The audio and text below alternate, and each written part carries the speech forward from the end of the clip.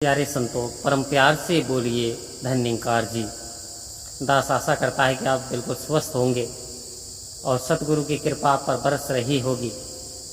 एक बार की बात है, एक शिष्य और गुरु जिनका काम था उपदेश आदेश उपदेश वगैरह देना, प्रवचन करना, तब वो भ्रमण के लिए जा रहे थे, निकले हुए। तो चेला कहता है कि गुरु जी ये जो नगर है बहुत अच्छा सुंदर दिखाई दे रहा है, चलो इस नगर में चलते हैं। तो गुरु जी मने कर देते हैं, बोले बेटा इस नगर में जाना सही नहीं है। तो चेला मानता नहीं बात, वो समझ नहीं रहा गुरु जी की बात। वो कहता आपको क्या लगता है, सुंदर तो दिखाई दे रहा, अच्छा दिखाई दे रहा, तो जाने में क्या परहेज है। बोले बेटा तू जाना चाहता है तो चला जा, वरना मैं तो इस नगर में नहीं जाऊंगा। वो चेला नहीं माना गुरु की बात और वो उस नगर में चला गया। तब वहाँ पे जाकर के क्या देखता है कि बहुत सारी मिठाइयाँ बिक रही, बहुत सारी फल फ्रूट बिक रहे, बहुत सुंदर चीज़ें, अच्छे व्यक्ति, व्यवहार भी अच्छा। लेकिन एक ही बात थी, जब उसने जलेबी के दाम पूछे तो उसने कहा 80 रुपये किलो। केले की दर्जन के भाव पूछे तो बोले 80 रुपये किलो, 80 रुपये दर्जन। यानी जो चीज़ वो पूछता था तो एक ही भाव थी, यहाँ तक कि सोना चांदी ले लो आप, एक समान था। तो उसे जो मिठाई बहुत पसंद थी, उसे जलेबी बहुत पसंद थी। अब वो जलेबी लेता था, खाता था और वहीं भिक्षा विक्षा मांग लेता था। काफ़ी अच्छे उससे टाइम उसका गुजर रहा था वहाँ। और वो सोच रहा था कि गुरुजी तो बेवकूफ़ हैं जिन्होंने बात नहीं मानी, इतना अच्छा इतना सुंदर शहर कहाँ मिलेगा देखने को, यहाँ तो आनंद ही आनंद है। काफ़ी समय तक वो आनंद बाहर करता रहा, मौज लेता रहा। लेकिन एक समय ये आया कि राजा की कोई चीज़ चुर गई और राजा के महल में जब चोरी हुई तो पता निकालते निकालते पता ये चला कि चोर तो हाथ नहीं आ पाए। तो राजा का एक आदेश था कि वहाँ पे जो सज़ा दी जाती थी वो फांसी की सज़ा होती थी, फंदा बना लिया जाता था। अब राजा ने ये कहा था जिसके गले में ये फंदा आ जाए, फिट आ जाए पूरी तरीके से, समझ लो उसे ही फांसी दे दो, चाहे उसने चोरी की हो या ना की हो।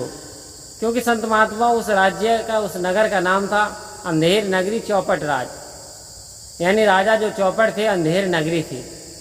और ये बात जब गुरु जी ने सुनी थी तो गुरु जी ने मना कर दिया था, लेकिन ये नहीं माना।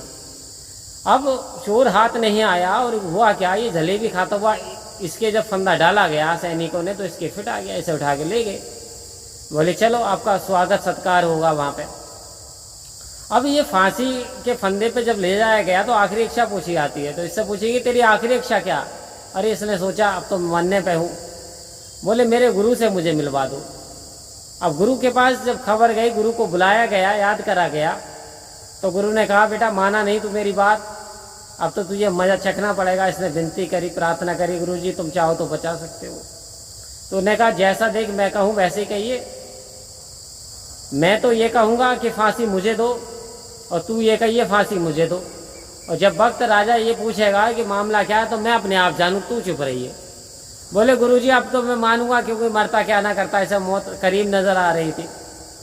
तो होता क्या है, जब फांसी का हुक्म हुआ और जब गुरु से मिले तो गुरु बोले भाई फांसी मुझे दो राजा साहब, फांसी मैं चढ़ना चाहता हूँ।